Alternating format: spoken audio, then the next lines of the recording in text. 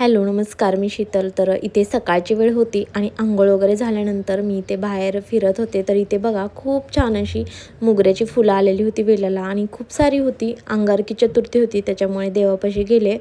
चाफ्याची फुलं वगैरे आणली होती, तीच देवाला वाहून घेतली आणि पूजा तर अगोदरच केलेली होती मम्मीनी.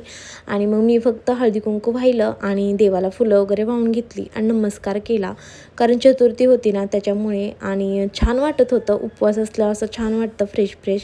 कारण आपण केस वगैरे धुतो आणि उन्हाळा चालू आहे त्याच्यामुळे छान वाटतं असं केस धुतल्यानंतर.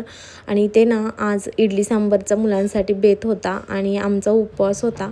नंतर इकडे आमचा गुरांचा गोठा आहे आणि मी तिथे गेले होते. तर ही गुरं ना माझ्याकडं अशी बघत होती ना, ते बघून खूप हसायला येत होतं. नंतर दुपारी ना इथे मी म्हणजे आंबा खायला घेतला होता, म्हणलं तेच खाऊन घ्यावं, उपवास आहे. नंतर माझ्या चुलतीने ते वेपर्स वगैरे तळलेले आणि फराळ वगैरे बनवलं होतं, खिचडी वगैरे. आणि मी ताक आणि खिचडी घेतली. नंतर माझे आजोबा आले होते दिवस मावळताना, त्यांना चहा वगैरे केला आणि आईचे वडील आहेत ते. नंतर इथे ना शेतातल्या कैरी वगैरे आणलेलं होतं आणि आंब्याला पाड लागलेलं ते पण मम्मीने आणलं होतं. तेच आम्ही इथं चिरून बघत होतो कसं निघतंय काय वगैरे. आणि तर गावातला ना आठवडी बाजार होता, तिथून ना ही भेळ वगैरे आणली होती आणि माझा उपवास असताना मी ती खाल्ली. इथे माझी चूकच झाली.